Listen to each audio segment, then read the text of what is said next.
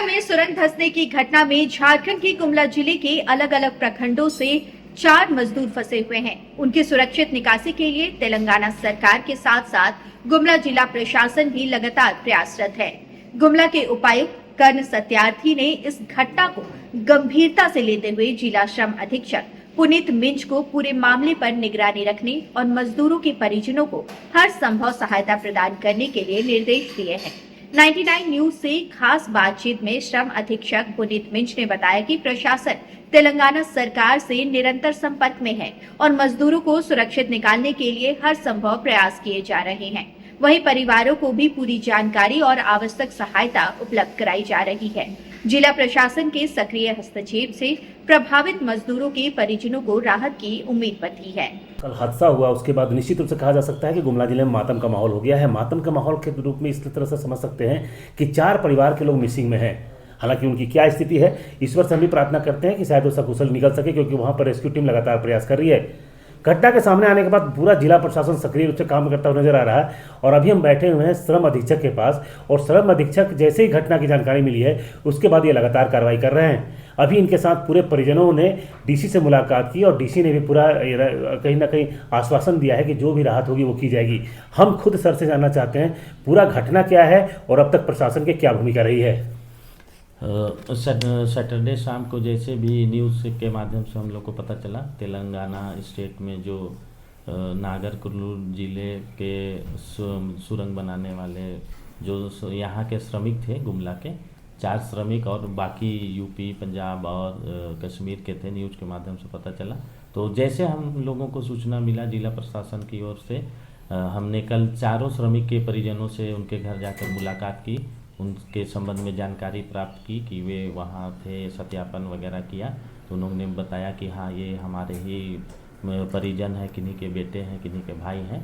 उसके बाद हम लोग राज्य प्रवासी नियंत्रण कक्ष के लगातार संपर्क में हैं। राज्य प्रवासी नियंत्रण भी वहाँ तेलंगाना प्रशासन से लगातार संपर्क में है और अभी जो राहत बचाव कार्य जारी है हम लोग को न्यूज़ के माध्यम से पता चल रहा है। जैसे कोई सूचना किसी भी प्रकार की आती है तो हम लोग ज़रूर उस पर नज़र बनाए हुए हैं।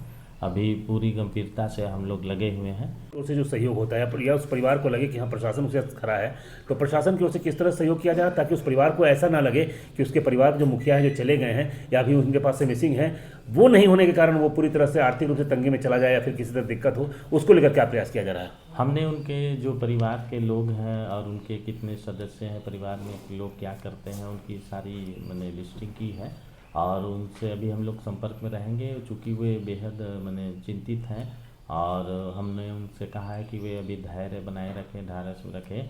अभी जैसा अभियान वहाँ रेस्क्यू का चल ही रहा है, वहाँ से सूचना मिलने पर ही हम लोग उसको आगे उनसे बात करेंगे और जो होगा हम लोग प्रयास करेंगे हर संभव उनको सहायता पहुंचाने का। सर, दुर्घटना की कोई आशंका हम व्यक्त नहीं करते हैं, ना ही हम चाहते हैं कोई दुर्घटना हो, सकुशल वापस आ जाए। लेकिन सर ऐसे मजदूर जब इस तरह से घटना के शिकार होते हैं तो उसके लिए विभाग के पास क्या प्रोविज़न है, कैसे उस परिवार को राहत दी जा सकती है।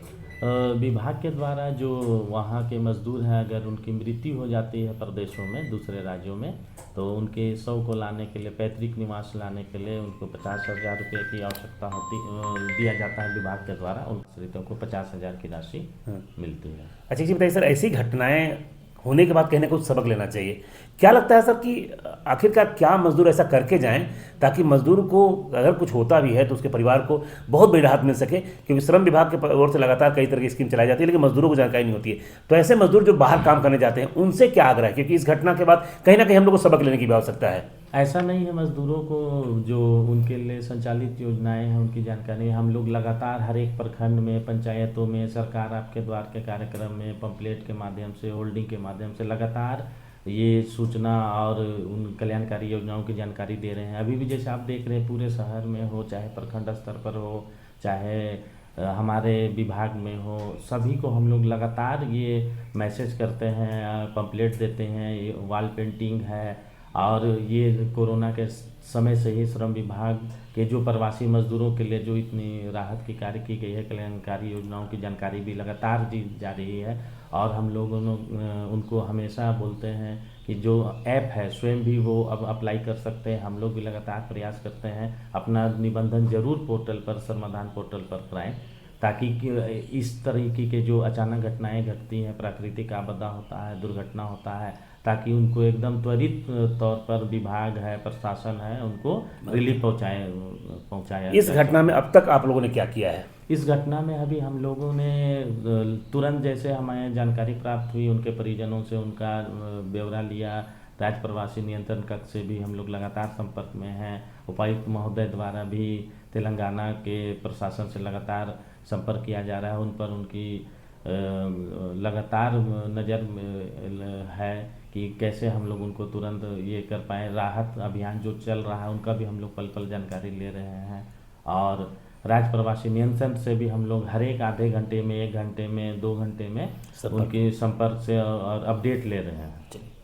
तो आप ये आपने देखा कि ये हमारे साथ थे शर्मा दीक्षित, जिनका स्पष्ट कहना है कि पूरी घटना के सामने आने के बाद सक्रिय रूप से लोगों के साथ कहीं ना कहीं संपर्क स्थापित करके तेलंगाना सरकार से ये प्रयास किया जा रहा है कि कैसे मजदूरों को सकल वापसी हो सके, साथ ही साथ परिवार को भी हर संभव राहत देने की कोशिश की जा रही है। लेकिन इतना तय है कि श्रम विभाग की ओर से चलाई जाने योजनाओं को अगर निश्चित रूप से मजदूर यहाँ से पलायन करने समय उसको गंभीरता से लें, तो ऐसी परिस्थिति अगर आती है और भगवान न करे कोई दुर्घटना घटती है तो परिवार के लिए बहुत बड़ा राहत मिल सकता है। फिलहाल प्रशासन की ओर से की जा रही कार्रवाई, प्रशासनिक कार्रवाई के बाद परिवार में थोड़ी बहुत राहत देखने को मिल रही है।